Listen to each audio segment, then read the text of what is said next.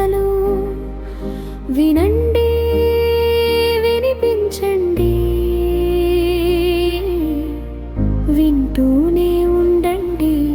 అనగా అనగా అనగనగా.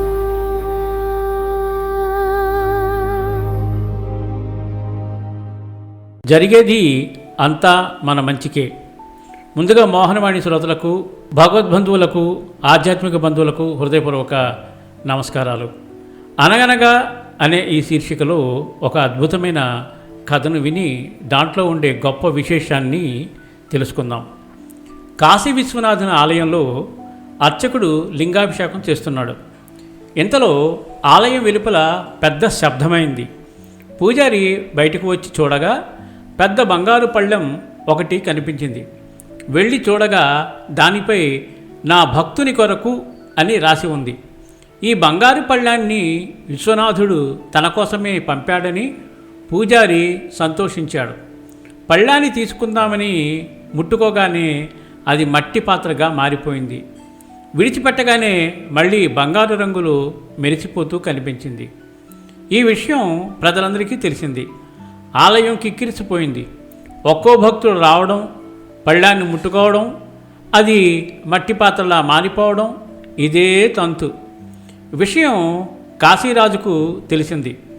రాజ్యంలో తనకన్నా గొప్ప భక్తుడు లేడంటూ ఆలయానికి వెళ్ళాడు. జనులందరూ చూస్తుండగా బంగారు పళ్ళాన్ని పట్టుకున్నాడు. అది మట్టి పాత్రగా మారిపోవడమే కాదు, నలుపు రంగులో కనిపించింది. తానెంత అధముడనో రాజుకు అర్థమైంది. అవమాన భావంతో అక్కడి నుంచి నిష్క్రమించాడు. ఇంతలో ఓ పెద్దాయన ఆలయం మెట్లు ఎక్కుతూ లోనికి వస్తున్నాడు. మెట్ల మీద కూర్చున్న బిచ్చగాళ్లను చూసి చెలించిపోయాడు. కళ్ళు లేని వాళ్లను చూసి కంటతడి పెట్టుకున్నాడు. విశ్వనాథ, ఆ అభాగ్యుడికి చూపు ప్రసాదించు తండ్రి అని మొరపెట్టుకున్నాడు. మెట్లు ఎక్కడానికి ఇబ్బంది పడుతున్న ఒక కుంటివాడికి సాయం చేశాడు. ఆకలితో అలమటిస్తున్న ఓ ఆడమనిషికి దేవుడి నివేదన కోసం తెచ్చిన 2 ఫలాలను ఇచ్చేశాడు. చివరగా ఆలయంలోకి వచ్చాడు. స్వామివారిని దర్శించుకొని తిరుగు ప్రయాణం అయ్యాడు. ఇంతలో పళ్ళెం సంగతి తెలిసింది.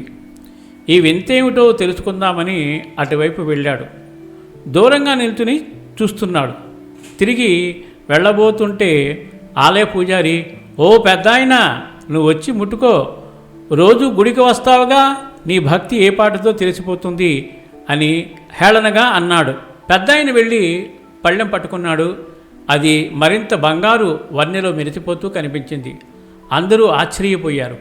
అర్చనలు, అభిషేకాల భక్తికి నిదర్శనాలు కాదు. ఆ పన్నులను ఆదుకునే తత్వం ఉండడమే నిజమైన భక్తి. అలాంటి వారే నిజమైన ఆధ్యాత్మిక వాదులు. నా జీవితంలోనివి కష్టాలు కాదు, భగవంతుని వరాలు. నేను శక్తిని అడిగాను. భగవంతుడు నాకు కష్టాన్ని ఇచ్చి శక్తిని పొందమన్నాడు. నేను సంపదను అడిగాను. భగవంతుడు నాకు మట్టిని ఇచ్చి బంగారం చేసుకోమన్నాడు. నేను ధైర్యాన్ని అడిగాను. భగవంతుడు నాకు ప్రమాదాలు ఇచ్చి ధైర్యం వహించమన్నాడు. నేను వరాలు అడిగాను. భగవంతుడు నాకు అవకాశాలు ఇచ్చాడు. నేను ఆయన ప్రేమను అడిగాను. భగవంతుడు ఆపదల్లో ఉన్నవారి చెంతకు నన్ను పంపించాడు. నేను జ్ఞానాన్ని అడిగాను.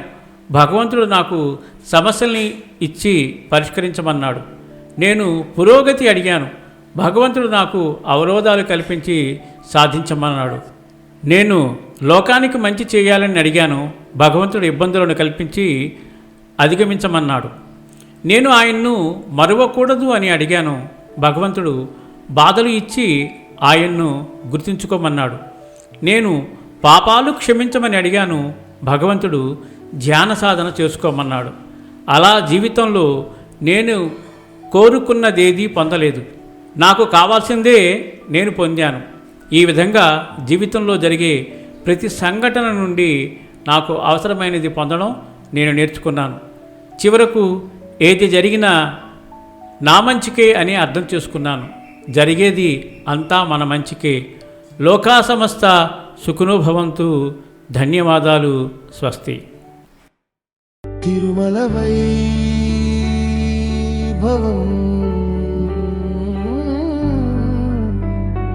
కనులారా కాంచిన వేయి నామాలు కీర్తించిన తనివి తీరనిది స్వామి దర్శనం కలియుగంలో లభించే పుణ్యం తిరుమల వైభవం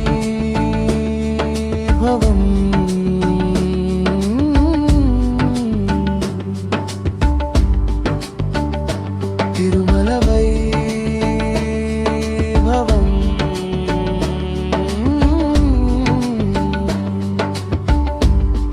వినండి వినిపించండి వింటూనే ఉండండి మీ మనసు దోచే మోహనవాణిలో వినండి వినిపించండి వింటూనే ఉండండి మీ మనసు దోచే మోహనవాణిలో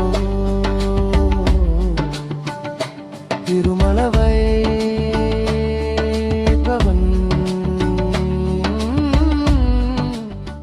సత్సంగం సత్సంగం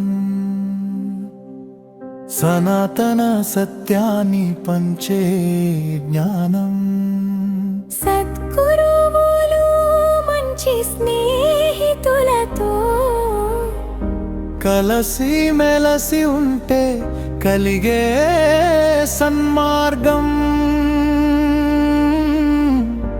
ఈ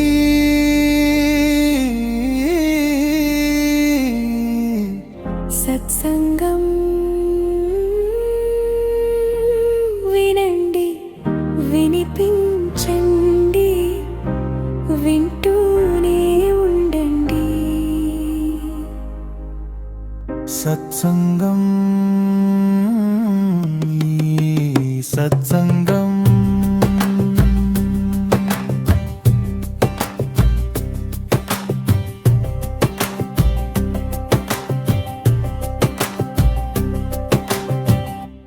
మన కార్యక్రమాలు నచ్చితే ఒక లైక్ చేయండి, మాకు ఎంతో ఎంకరేజ్మెంట్గా ఉంటుంది. అలాగే కామెంట్ చేయండి. కామెంట్ చేస్తే మేము మంచి క్వాలిటీ కంటెంట్ అందించడానికి దోహదపడుతుంది.